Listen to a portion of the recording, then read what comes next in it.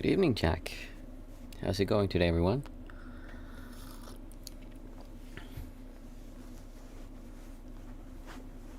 It's Thursday. No, it's Monday today. Yes, I did put the right intro in, I think, at least.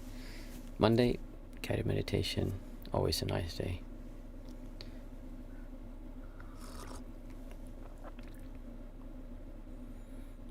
Colder than it was last week. Oh, it most certainly is colder than it was last week. We've had to light the fire nowadays again. Hey, Catherine. I had a really good weekend. I did. Yes, I enjoyed it thoroughly.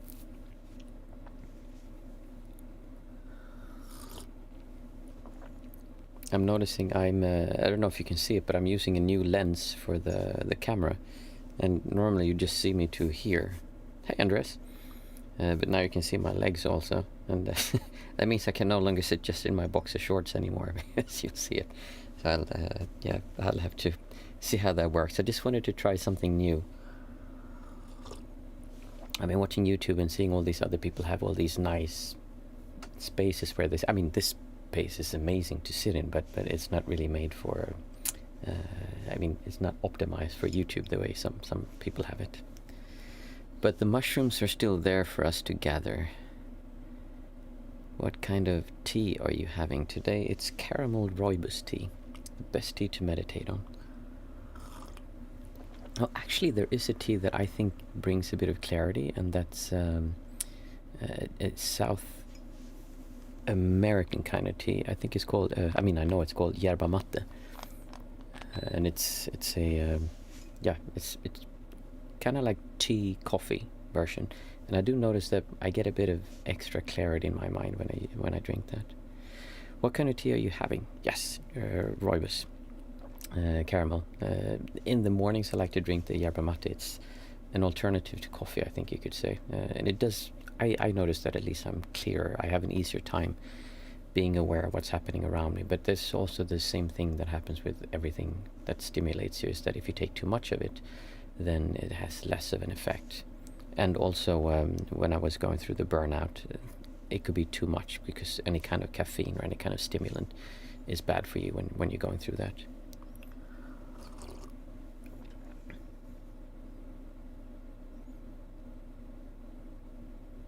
Did you see the last video I released, by the way? I named it spiritual pornography. I was first going to call it intellectual pornography, but then I thought that the problem might be that I get a lot of people who's not really into spirituality or meditation, like we are here. So I named it spiritual pornography instead. And it's interesting to see the comments. Hey, Christian. It's interesting to see the comments. It seems like a lot of people actually resonate with that and understand what I mean. I had someone who told me off the comments that they found it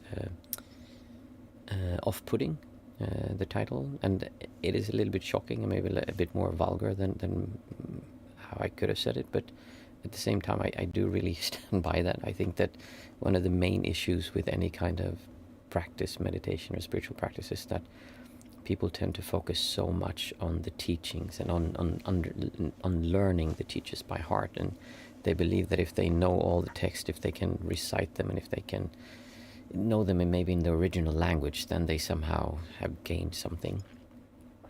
Hey, JVB. Instead of actually putting that wisdom to practice and actually doing something, because that is inherently difficult. And it also tends to strengthen the sense of self when you think, oh, I know the answer to this one. I know what this is. That feeling, that like, oh, I need to tell them. That's the self wanting to come out and show how good you are, how much you understand. It wants to be, it wants to have affirmation that is doing well, that is doing good. And I'm not saying you shouldn't do that. I mean, we all have that to a certain degree.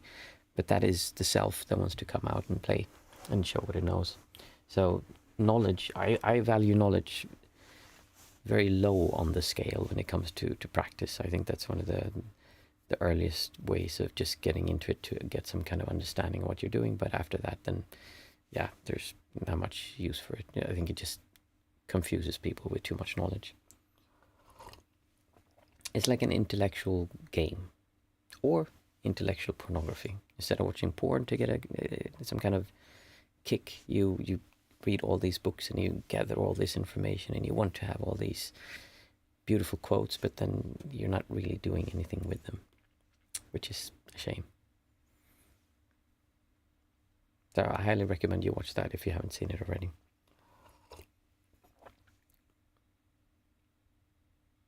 Nice. Has anyone had anything fun happen this weekend related to meditation, or not related to meditation? That's fun as well. Do you all practice every day, or how's your practice going?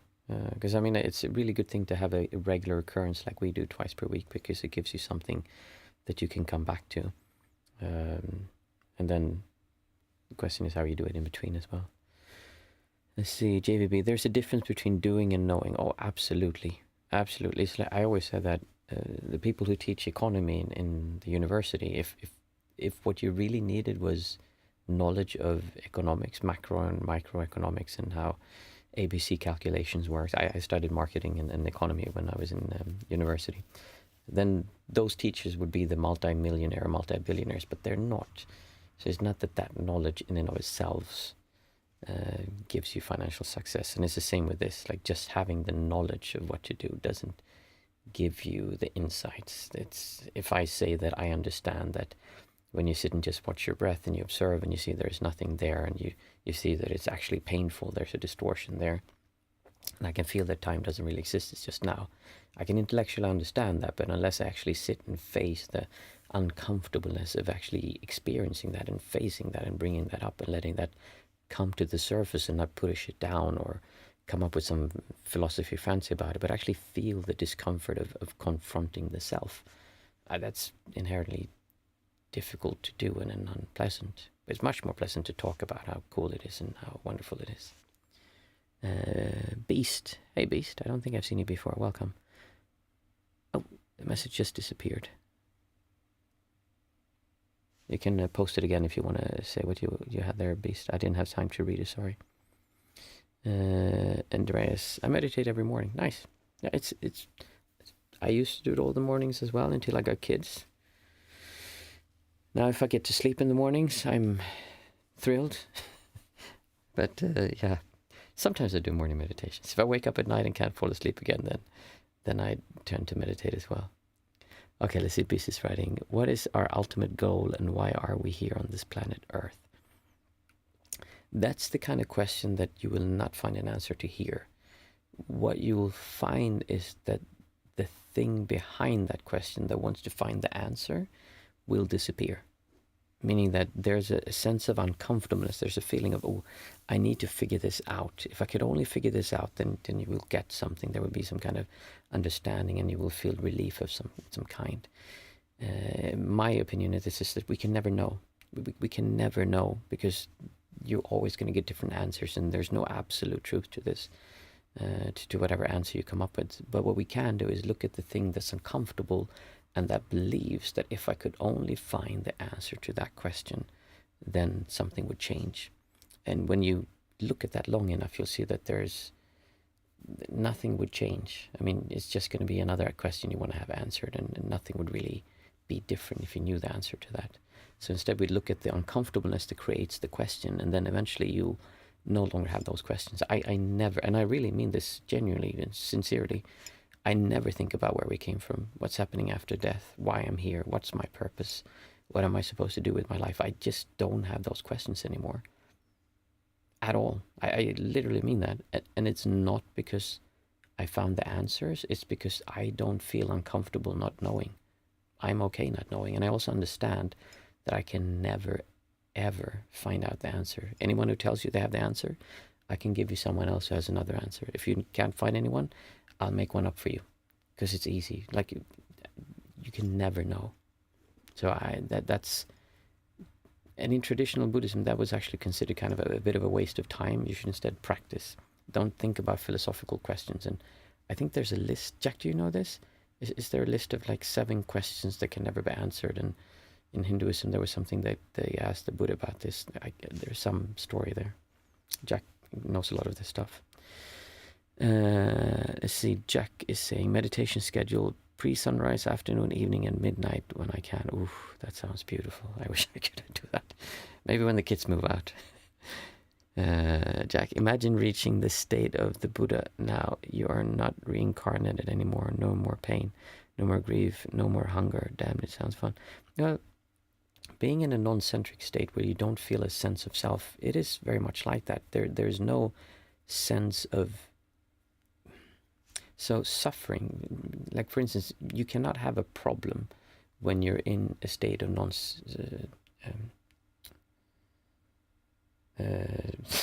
mind is completely lost. Non-duality. When you're in a state of non-centricness or non-duality, you cannot have a problem, meaning you cannot feel like there is a problem. You still have the actual issue at hand that you need to solve, but you cannot feel like you have a problem. You cannot feel like there is any pain. There is physical stimulation that is painful, but the idea of suffering from pain doesn't really exist. Grief just doesn't make any sense because there's no one there who has anything to grieve about. And that's I'm not saying that as in, oh, you just believe you're everything so you don't need to suffer. No, I really mean that there's nothing that's being hit. You can see things and you can think, oh, this is something I want to have a different way. But that feeling like, oh, ow, this hurts, that doesn't happen in a sense, a state of non-centricness. And there's just effortlessness. There's just ease. There's just stillness or peace. And there's different levels to this. There's the really hard states when you go into this, when it feels very tangible, almost like you can touch it. It's almost like there's a tangibility to things you can't touch. I'm not sure if that makes sense. But there's also the soft awareness that comes gradually and continuously. When you keep doing this, you'll gradually shave away these things from how much you distort towards the world around you, and you'll just constantly be in a state that's less reactive, less, I'm not going to say engaging because that's not the right word, but less believing that you need to change the outside world to feel a certain way inside, and you're just more at peace and at ease with what the world is like. As well as going for questions as in, where do we come from, why I'm here. It's the same with those questions. Let's see, JVB, I might, and there's a difference between being spiritual and knowing how to be spiritual. Yes, absolutely. I know a lot of people who know how to be spiritual, but they suffer a lot, many of them. Beast, Buddha said, remove all desires, but the desire to meditate and the desire to follow Buddha's teaching are also desire. We should follow good desire and ignore bad desire, but Buddha said no desire. I think what he said was that you should in the beginning have a desire. It's okay to have a desire for meditation, but then ultimately you need to remove that as well. The problem with saying desires is that people then believe this world is bad and there's nothing in this world that is worth engaging with. The difference between what I teach and what classical Buddhism teaches is that Buddhism basically says just observe and just see that it is the way it is, and then just leave it like that. I'm saying observe, see that, hey, you're actually making this happen, then turn towards enjoying being alive, turn towards enjoying being here, turn towards appreciating your senses, because we want to move away from extending our sense of self to the past and the future.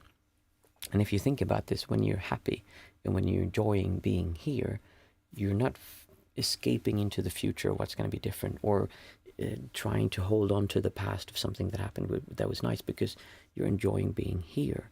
So the secret to actually being here, and like, I'm not talking about just being the present moment. That's so airy-fairy. There's so much vagueness about that. I'm talking when you actually step into just being now, and now moves, but there is no sense of movement. Things change, but you can't feel anything changing. It's just now. And that's where they're saying, when you have time, when you have fun, time flies. That's because you're not pushing and pulling against the past or the future or anything outside of now. You're just enjoying being here, being alive. So I disagree a little bit with how Buddhism is going towards it. I had a very nice talk with a Taoist master who said that the main difference between Taoism and Buddhism is that Buddhism is the teaching of the world is defiled, and Taoism is the world is beautiful, something like that. And I thought, oh, actually, you know what? I agree with the Taoist in that regard. There's a lot of other things I don't know about Taoism enough, but that's something that I really agree with Taoism. Like, we should enjoy our surroundings, and it's not enjoying because something happened to me. It's enjoyment just of your senses. It's beautiful to be alive. Someone wrote a comment on one of my videos and said that just the miracle of being alive is incredible if we just appreciate it. It's really like that. Christian, I meditate every evening except if I have a cold or something. Mornings are a challenge. Yeah, it changes. Sometimes it's difficult mornings, sometimes difficult evenings. I'll take Jack and then we'll start the meditation so it doesn't get too late. I have work tomorrow, so can't continue too long. Jack is saying, it all seems to mean something when the close one starts to die off. Women die from cancer, children get killed in the car accident, and dog gets shot on sight by a drunk hunter. When the close one starts to die off. Yeah, I mean, it's not that you can't stop those things from happening or work towards a different reality, but it's difficult to, if you take difficult examples like that, it's difficult for people like, how can I be okay with that? It's not that you're okay, so like, oh, I don't care what that happens. I'm indifferent to that happening. It's that there's no distortion towards it. It's just acceptance. Yes, that is true. A woman died from cancer. Yes, it is true. A child got killed in a car accident. That is true. That's reality. And yes, it's true that a dog got shot by a drunk hunter. It's not that we're making those things right, or that we're saying, okay, they can do whatever they want.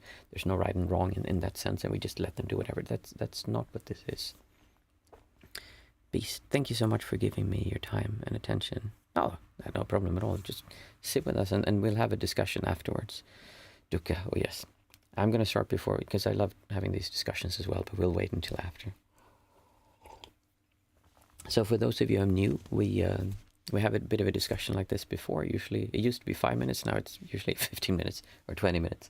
And then we sit, well, before we do the sitting, we do an exercise where we do the 5, 4, 3, 2, 1 method. We say 5 things out aloud that we can see, 4 things we can feel, 3 things we can hear, 2 things that we can smell, and 1 thing that we can taste. And the whole idea is to experience these things without any emotional reaction, craving, aversion, any kind of distortion towards them. We're just trying to see colors, shapes, textures, shadows, reflections, surfaces, and depth, and like we just see what is there. Funny thing is, when you're in non-centricness, you can't feel 3D vision. You can't feel a sense of depth. I should make a video about that. That's actually really interesting why that is, because it changes. So we'll go through those 5, and then after that we sit for 20 minutes. Today is Monday, which means that I'll be guiding you, and you can follow along with the guiding or just do your own meditation however you feel comfortable. So saying together out loud with me, say 5 things in your surroundings that you can see. It's not about saying these things quickly or that you can do it right or wrong. It's about being aware of your senses and calming down and coming back to your senses and really looking, really feeling, really hearing and listening for nuances and sounds, not just taking the first things that you notice. So I'll start and you can say with me. I see a Amazon package. I see some electrical cables. I see a painted blue fig. I see the letter Sony.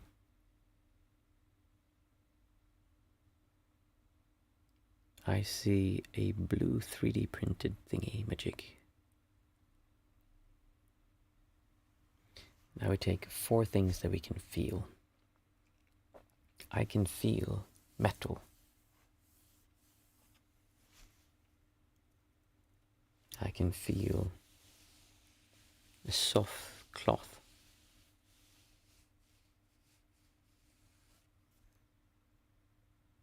I can feel my nose.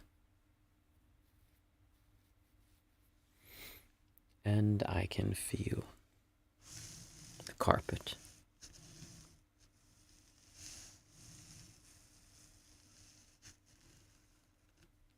Then we take 3 things that we can hear. And don't take the first thing if you can hear things. Like, try to listen for more subtle noises or maybe a sound within the sound. For instance, if I hear my air conditioner, I can listen for the vibrations of the compressor instead of just the whole air compressor.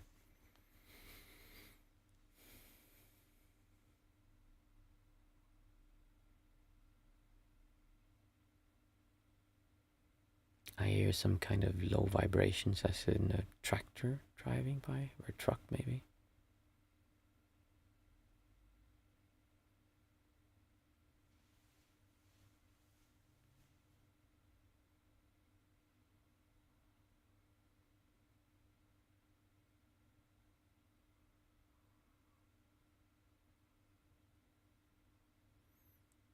I hear distant tire sounds.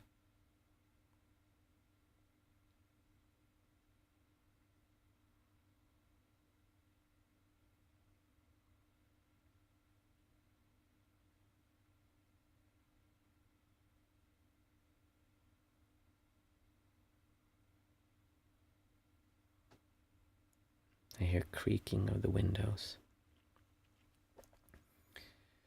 And then we take two things that we can smell.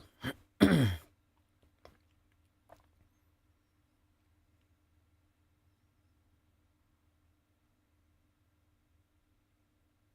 can smell rooibos.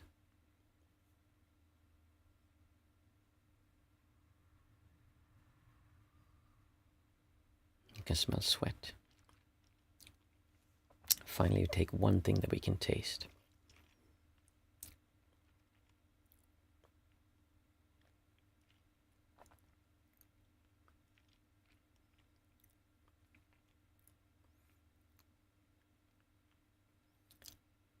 I can taste the muskiness of goulash soup.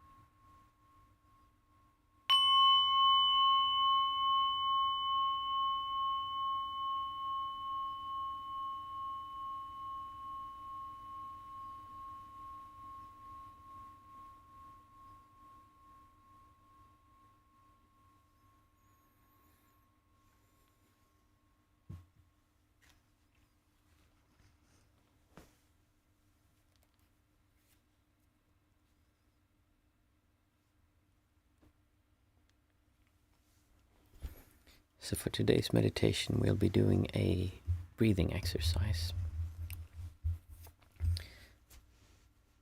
This is a very simple meditation, but it's not something that you'll master in a short amount of time.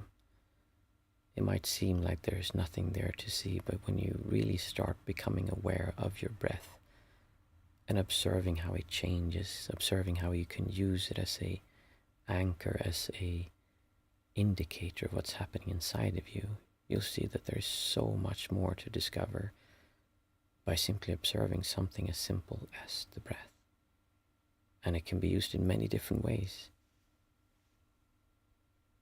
There's something called breath work, where we use the breath intently in a specific breathing pattern to change your internal state or how you're feeling. But for this meditation, we won't be doing that. Instead, we'll simply be observing the breath. We'll let the breath happen by itself and see what the breath does. It's as if though you step to the side and separate from the breath and see that breath is happening, and for some reason you're standing to the side and just observing it happen. When you're breathing in and breathing out, and breathing in and breathing out. And we're just trying to observe the sensation of breath happening. We're trying to feel it in a wide area inside of us, not a tiny point exactly where it hits the back of our nostrils, a nasal cavity, and it goes in, and look for the tip of the nostril when it hits the front of the nose, We're not trying to do hardcore concentration meditation to go into any kind of concentration states. We're just trying to be wide in our awareness. We're trying to use our breath as a way to be aware of how we're distorting towards the world around us. And it's a beautiful tool that can be used throughout the day. When you get comfortable observing your breath, it's not that you just do breathing meditation when we sit here. Instead, you'll be meditating throughout the day. So start, if you haven't already, to bring your awareness to your breath and feel breath happening inside of you.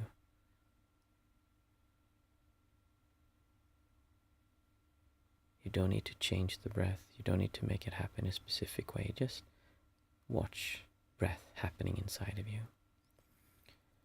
Now, to make it a little bit easier, we'll do a technique where we count our breaths from 1 to 8 and then down again from 8 to 1.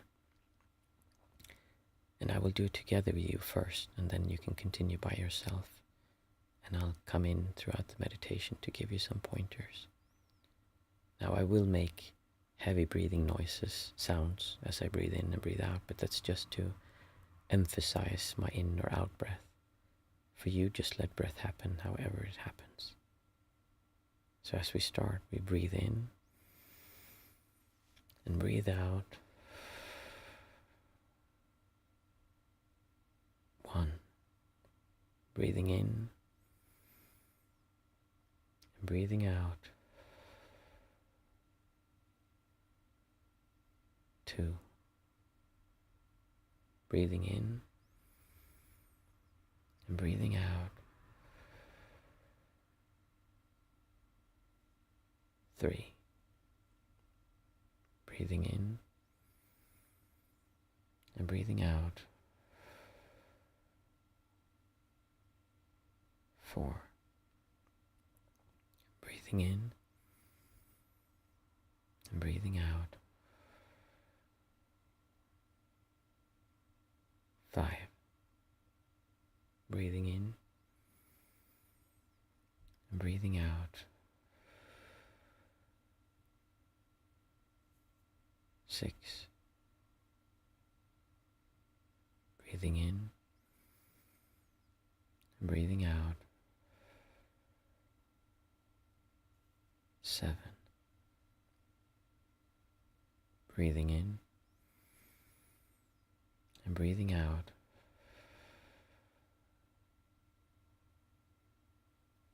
8. Breathing in and breathing out.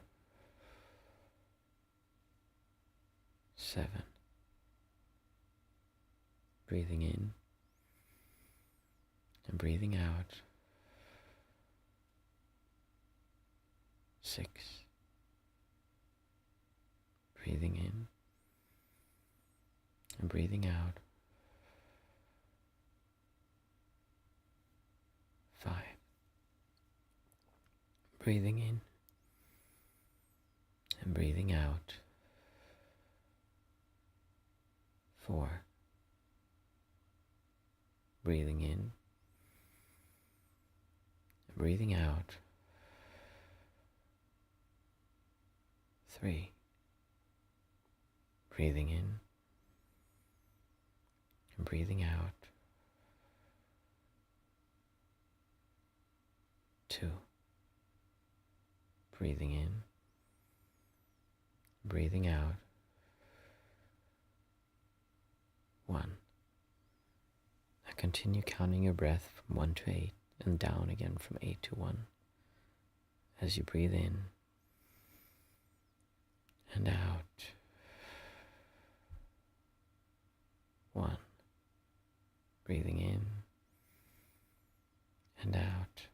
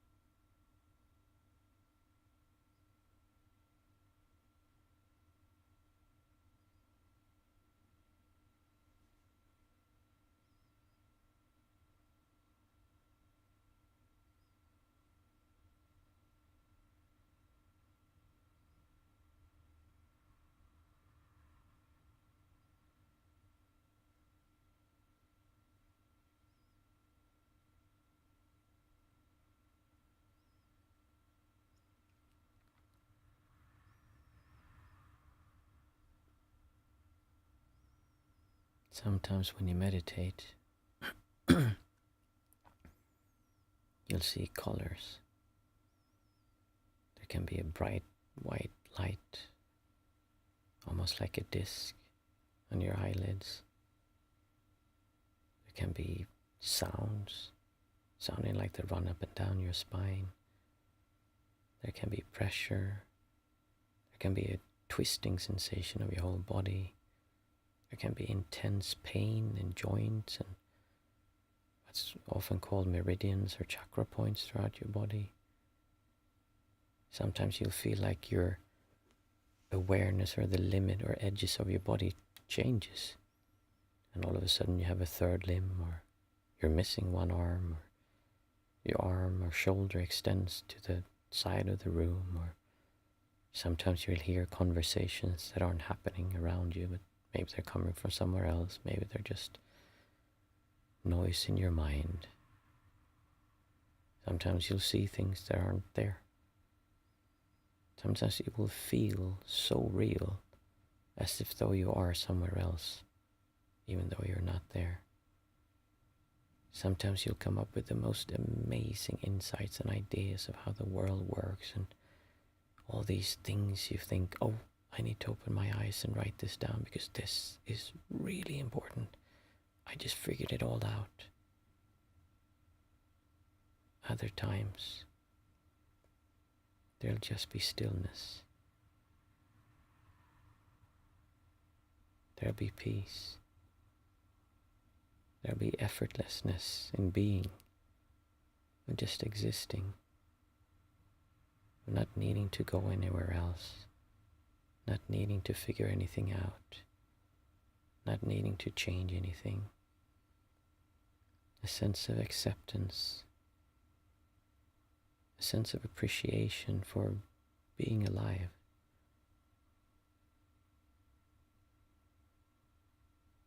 Focus on that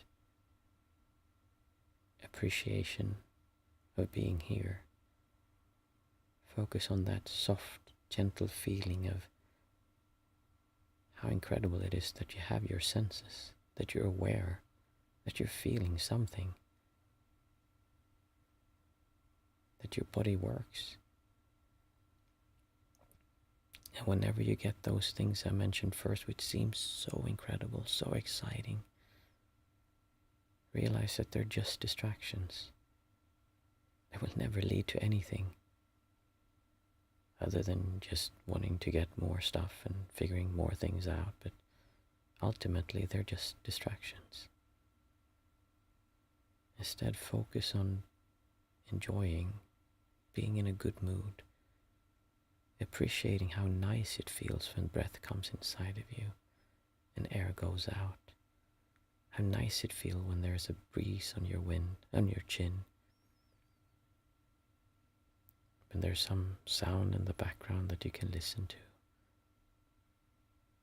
That you can feel your hands touching each other. Saliva in your mouth. An itch in your ear. All of it. Appreciate and have an effortless enjoyment of just being you. As you're observing your breath, breathing in and breathing out. 1. Breathing in and breathing out.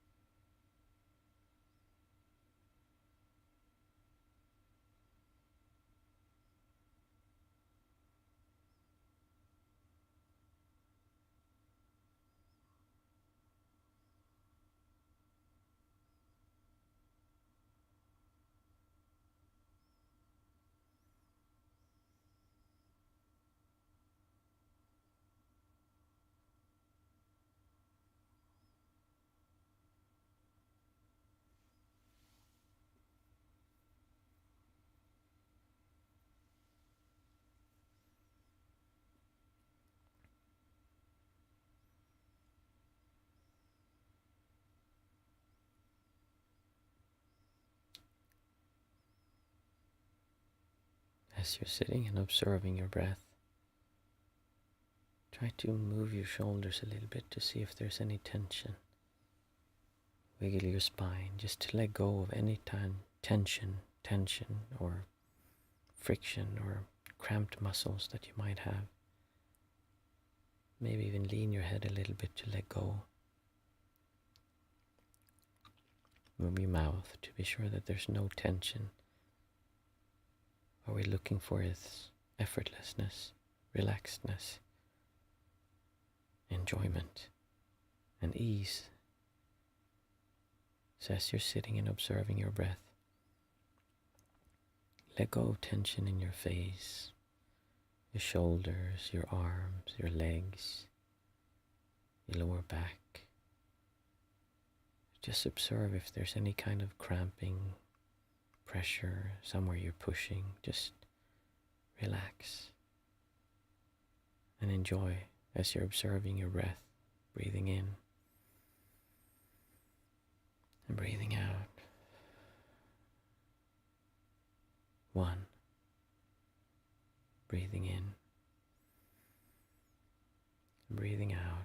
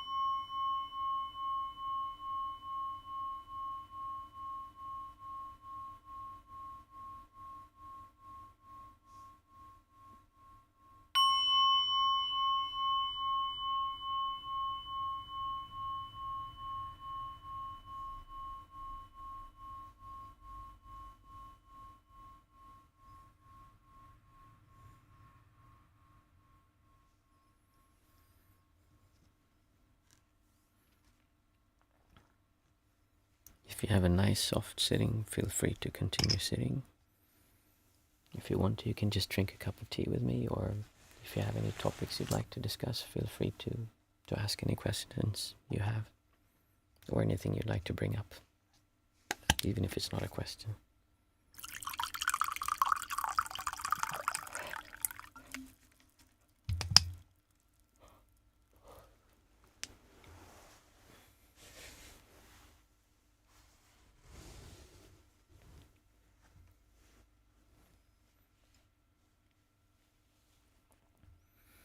How nice you enjoyed it, Based. Same to you, Jack. It's always nice to have you here. This was a very nice, soft sitting for me. Do you like it when I do more, how should I call it? When I talk more, I guess. I try to lead people into how to use your awareness. It is difficult to see where to put your awareness because we're so used to focusing on one point and trying to really do that, but there's so many nuances to how we use our awareness, and it is really, really difficult to understand how it all works.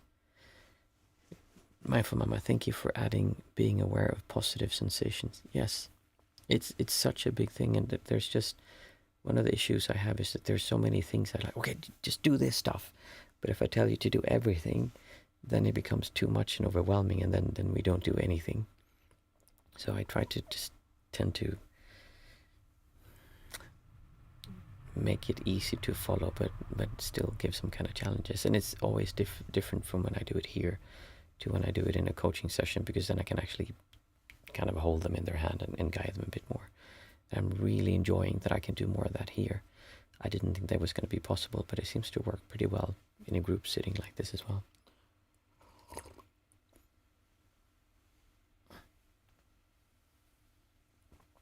I mean, in the end, the reason we're doing this is not to suffer more. We're doing this to enjoy more, to enjoy being here, to really enjoy feeling us.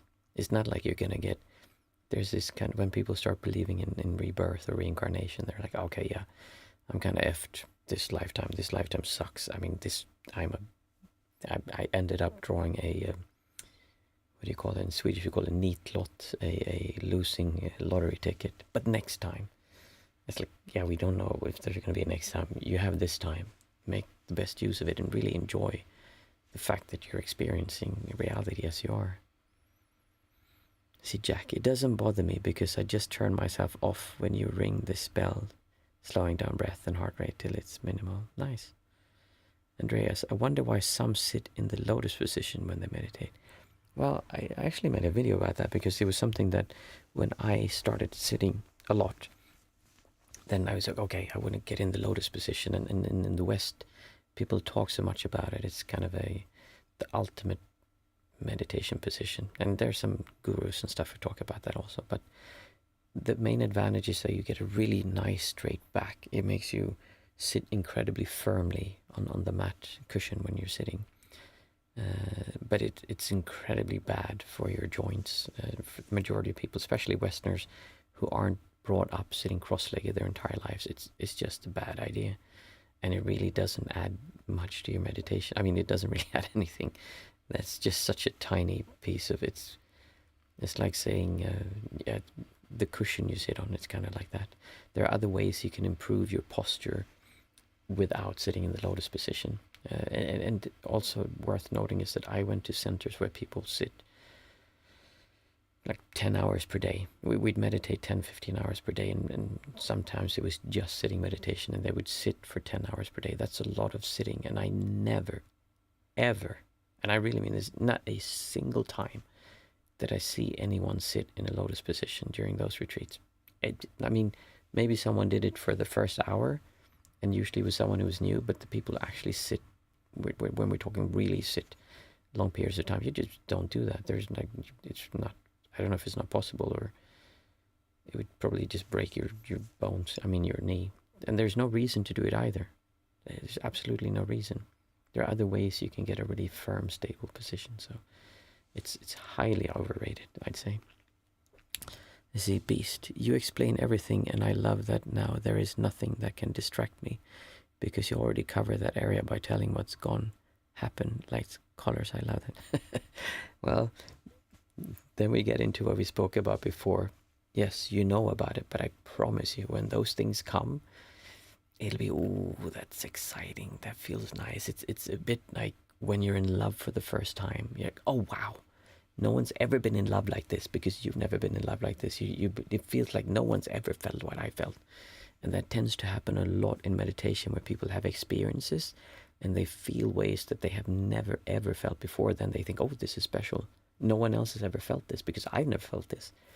And it's just very common experiences that we get led astray by. So don't judge yourself or be hard on yourself if you do this. I mean, I told you so that you know about it, but if it happens, then don't feel bad. Trust me, I've sat for literally thousands of hours lost in dreams and thoughts and doing all of this stuff. Fortunately for me, I always had the strong understanding or belief that the problem is not all of those things. I'm not going to get anything if I become clairvoyant. So what? I'm still going to suffer.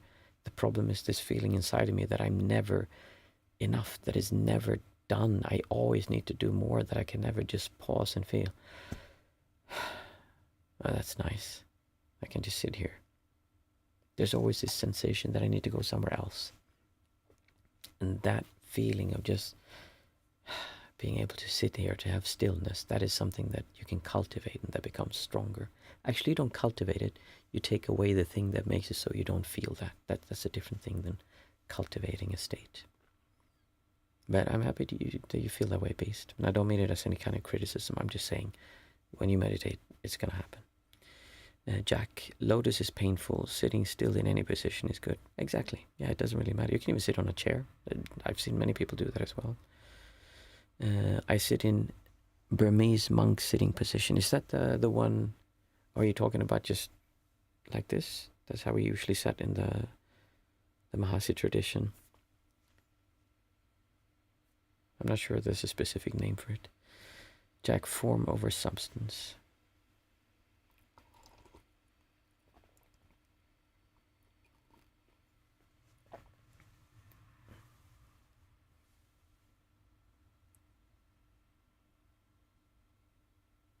It is, these sittings, they're not the point. I mean, we're not doing these sittings because they in and of themselves are important.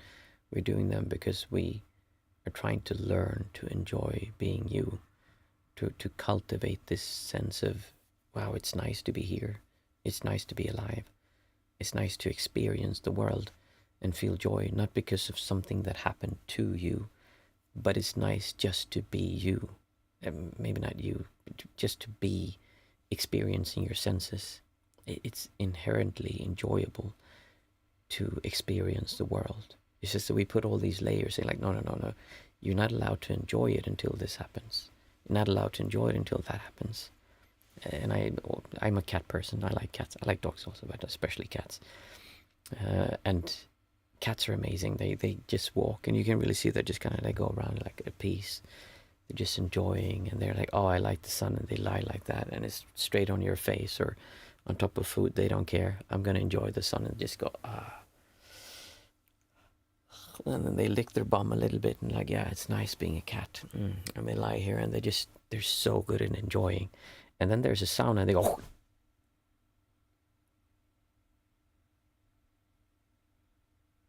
okay, it was nothing. Then they go back to licking their bum. They're just masters of when you need to be alert, when you need to do something, then you do that. But then after that's done, and you enjoy.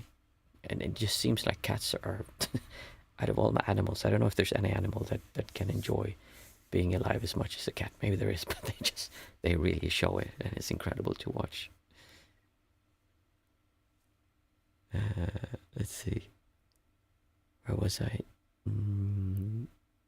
Yes, I sit like that. Yeah, okay, Beast, that's what I thought. Yogis sit years in the snow, having less than a small loaf of bread weekly, and they still didn't reach beyond their life. Yeah, there's all these. I mean, there's certain traditions where they try to do extreme things and it can create a lot of self, like I'm doing something special. I remember there was some monks when I went to centers that took a vow of silence, and they were really like, there was something someone did that made them break it, and they were so angry because they broke their vow of silence. They're kind of like, what? You just made yourself suffer more because you had this idea that something magical would happen if you were silent. I mean, I've been silent for without talking to anyone, probably like a week or two, without having it, or and in between, just like short conversations. I've been silent for long periods of times, and nothing magical is going to happen. Yeah, it's easy to then have the idea that, oh, I broke this thing that's so special, or if I do this special technique or special thing where I go out for 3 years and 3 months and 3 days and 3 hours and 3 minutes and 3 seconds, then somebody's like, what? Why are you making so much importance of just like time? Like, why? You're trying to overcome all of this. Why emphasize it and make it even bigger? I mean, if you believe in the religious aspect of that being something holy in that, and that is going to lead to, like, that's fine. That's just something completely different than what we're talking about here. And then we're not talking about this. We're talking about something else. Yeah, you should feel comfortable, Beast. That's the main thing. Whatever you sit in, it should feel comfortable. And it should also be something that is, what do you call it? Not beneficial. Yeah, maybe beneficial towards your concentration, meaning that I'm very comfortable when I lie in my bed, but that's not a really good position to meditate in. It can be. And I have meditated a lot lying down, but it tends to make you drowsy, make you fall asleep. Same thing with leaning backwards towards a chair. That also tends to make you a bit drowsy and not so much aware. So there are some positions that can give you more energy, let's call it that, in your sitting. And sometimes you don't want that. Sometimes you actually want to lessen it, and then you can lie down. Too many jalapenos can be bothersome. Yes. Jack, what is beyond their life? Oh, the thing he said before, I think they just meant that like they're still suffering. Mind beyond death. Dog Chen. Okay, maybe there's something I don't recognize. It's a book. A good read might be quite useful.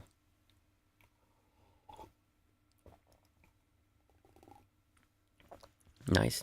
9 o'clock. I have had a really nice evening. Thank you so much. I always love coming here. And the discussions are the highlight of my day. I really enjoy it. It's like I said, I'm happy that I've been able to start releasing a few more videos. I really like doing that also, but this is my favorite part, is doing these sittings. So if I had to choose, I'd do this. But now I'm finding ways to do both, because I really do enjoy making videos as well. So you'll see more of those. I think there's one coming out this weekend. I've done a bunch of shorts. I don't know if that works, but it's just nice. It's nice the more people come here also. So we'll see. Have a nice night, Jack, and everyone have an incredible week.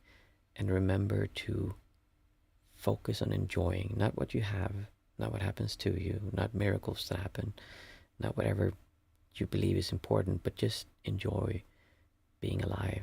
Just enjoy experiencing your senses, the niceness of seeing the world through your senses.